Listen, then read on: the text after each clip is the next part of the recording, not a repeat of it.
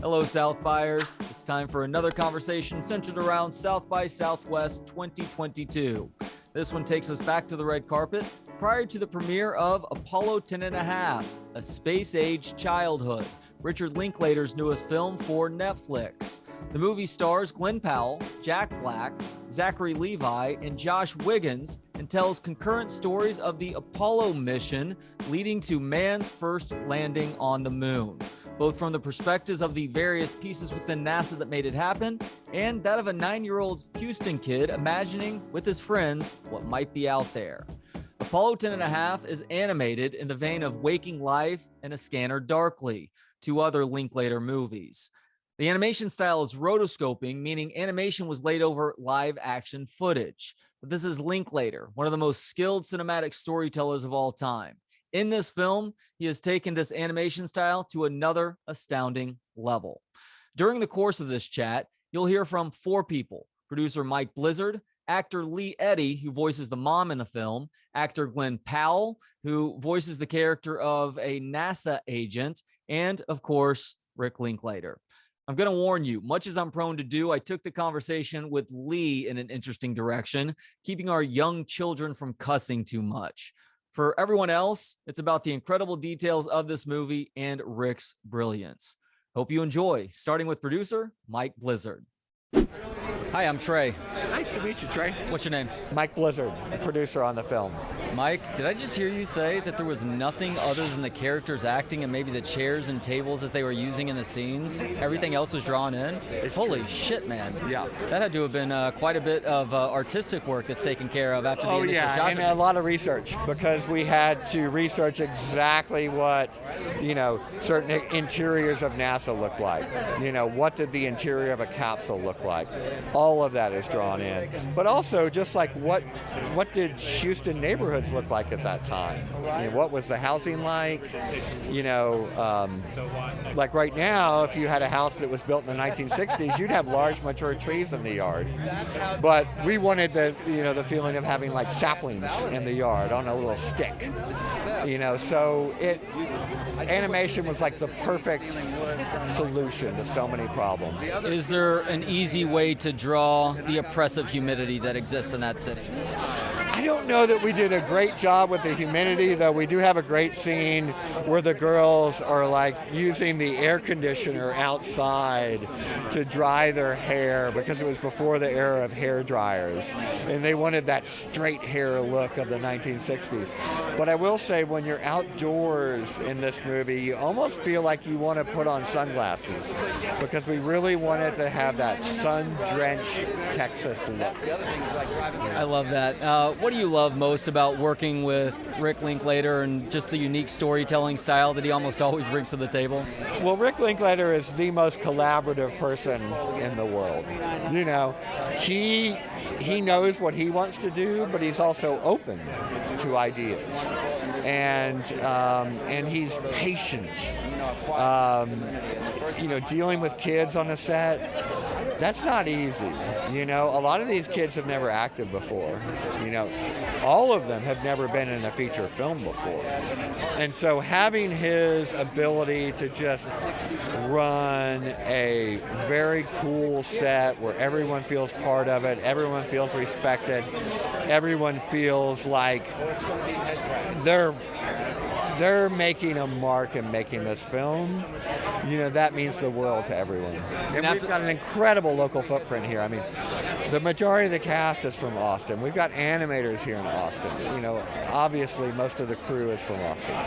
So it's been this incredible experience. He's such a jewel for this city for a lot of reasons. And after the dazed and confused chaos, I'm sure everything else is cake after that, even a bunch of 8- and 9-year-olds acting. Yeah, I think that the biggest thing about Rick is that he reflects the city, and then he reinforces that. He's not concerned about, fancy things. He's concerned about making stuff happen, making art happen. And he supports other people in doing that. And he sets sort of the gold standard of how all of us in Austin should feel like how we should be filmmakers. Very well said. Thank you so much for the time today. Congratulations on everything and kick-ass bolo tie. Thank you. Nice to meet you. You as well. So what do you do in this film? I acted it. Yeah? Yeah. What's your role? I play the mom. Okay. And did I hear you say something about trying to keep 4-year-olds concussing? Because I've got a 7 and a 5-year-old at home. It's not going well. It's impossible. It's impossible. What we're doing now is they're trying to exchange the actual curse word with something that feels just as meaty. So instead of saying the actual F word, they get to say fart. Because fart to a 7-year-old is just as powerful and as exciting as actually saying fuck. So it's a nice sort of thing. See, that's interesting. I have tried that, but I've also tried to tell them, look, you just got to understand context and your audience as well. So if you're going to say the word fuck around me, I'm not gonna have a problem unless you're telling me to go fuck myself. But if you're saying fuck around your grandma, you're almost immediately going to get in trouble. But I also have found out that, you know what, they're not picking it up from YouTube or something. I'm like, wow, what the hell are you guys watching? What the fuck are you guys watching over here? It turns out that they're getting it, I'm saying it so loud, they're getting it from me, they're getting it from his dad, they're getting it from his fucking grandma. The other day, my kid said, oh, hell no. And I was like, what? He goes, Graham said that. And I was like, dude, say hecuba now. And he's like, this doesn't feel the same. Oh, hecuba now? 4-year-old's not going to say that. No, it's like trying to say egads instead of goddamn it, No, yeah, egads feels so forced. Or I'm not Dagwood, I'm not walking around saying egads. What was egads standing in for? Egads, I think it was with the original goddamn it, back in the medieval times, yeah. And then you had dag nabbit. Dag nabbit feels good. I also like saying dang. Sometimes a good dang is oh, dang. You know what I mean? I never go dang. I always go damn. I'm going to try it next time. Something about it getting right down there, that it just kind of accesses the inner, I'm not saying damn, but I'm saying dang. It makes you growl just a little bit. It's nice. Try it. I love that. Yeah. I definitely will. Well, thank you so much for the time. Congratulations on this. Pleasure Thanks. talking. Nice to meet you too. Bye. I'm Trey. Hey Trey, nice to meet you. You and I spoke. Yeah, I was just thinking that. Ago. Yeah, good to see you. So nice talking to you again. Congratulations on being here, getting this movie made. I'm sure it's been a blast coming back home for a couple days, huh? It's really nice to be here. I got my whole family here, and it's good to be back in my. It's to come to this festival. It's in my backyard. It's really nice. No doubt about that. So I know with Everybody Wants Some, you guys spent a little bit of time as a cast and crew before ever shooting, getting to know one another, getting that rapport going. Did that happen this time around? Making their presence felt. Did that happen this time around? And if so, how soon did Jack Black break out the guitar? What's so funny is I actually never got a chance to shoot with Jack on this movie. Jack and I have been friends since Everybody Wants Him. He's just a cheerleader of everybody. But Jack is he's the voice of this movie, and just he's every frame of this movie because his presence. This is like a scrapbook being read to by Jack Black. That's pretty much what this movie is. No doubt. So, did you ever have a chance to actually go to Astroworld? Apparently, it was recreated for animation. I got to tell you, as a child of the '80s, I am jacked about. Oh my God, no. Astroworld. When was the last time Astroworld was? It was torn down a while ago, right? Yeah, I want to say early part of this century, maybe. Yeah. So I never got a chance to go to Astroworld, but you do get to see it in all its glory. It's actually funny because Rick was able to find people's home videos and recreate Astroworld through people's home videos. It's the level of detail that only Rick pays attention to, and it's the best because, imagine you haven't seen that plan for the while, and the way it looks from the ground and all those things. It's the only way you can do that is through family home videos, and that's what he does. It's just the coolest, He's unparalleled as a storyteller, and he continues to remake the rules too. Isn't it the best? No, I'm just so grateful to call him a friend and a collaborator. I'm just I hope we get to make movies for the rest of my life. No doubt you will. And last question, most important question, Glenn. Pre-spring prediction, what's Texas football going to do in 2022? What's Texas football going to do? I got a lot of hope in Sark.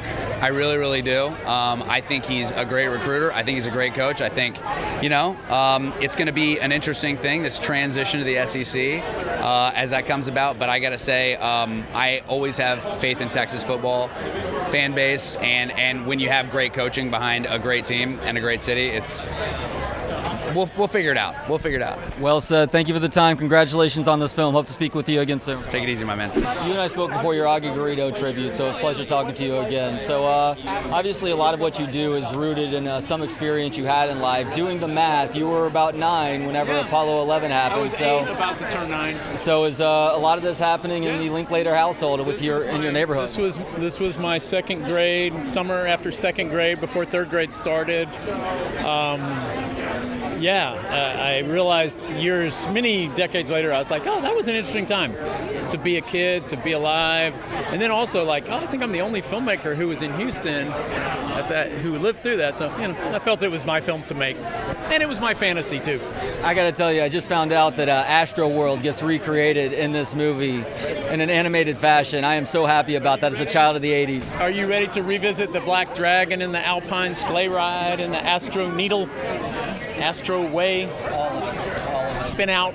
So you obviously have a ton of tools in the storytelling box. Why do you like coming back to the shooting live and then animating it after the fact? I mean, this is different than Waking Life and Scanner in that the whole film's really animated more traditionally. I mean, we created the moon, we created outer space. It wasn't like we were animating what we filmed necessarily. We filmed it all at Troublemaker Studios at Roberts, and so.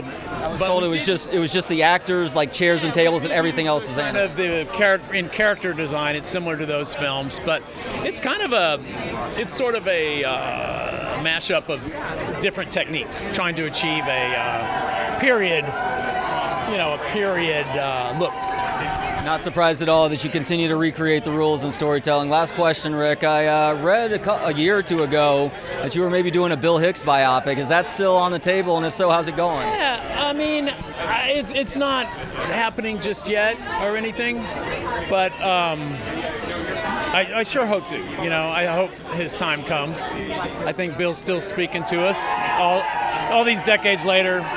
He's still speaking to me. I know he's still speaking to a lot of people. So, you miss someone when things are going on in the world, and I'm going, oh, what would Bill Hicks be saying about this? Shit he was saying in the late 80s and early 90s is only more relevant in 2022. Yeah, I hope to capture the spirit of him someday.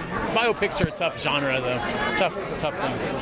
Well, if anybody can do it, you can. Thank you so much. Yeah, good talking to you. Thanks to Trevor Hines for operating the camera. Follow him on Instagram at Trevor Hines. And Josh Bates for the video editing. For any video editing needs you may have, hit Josh up on Instagram at Forager Digital. And thanks as always to Gentleman Jesus for the intro and outro music. Hear more of his work at gentlemanjesus.com. And thanks to you for hanging out. Check out all of my South by Southwest coverage and my other chats with filmmakers, authors, and interesting people about their stories at booksonpod.com. For Books on Pod, I'm Trey Elling. Good day.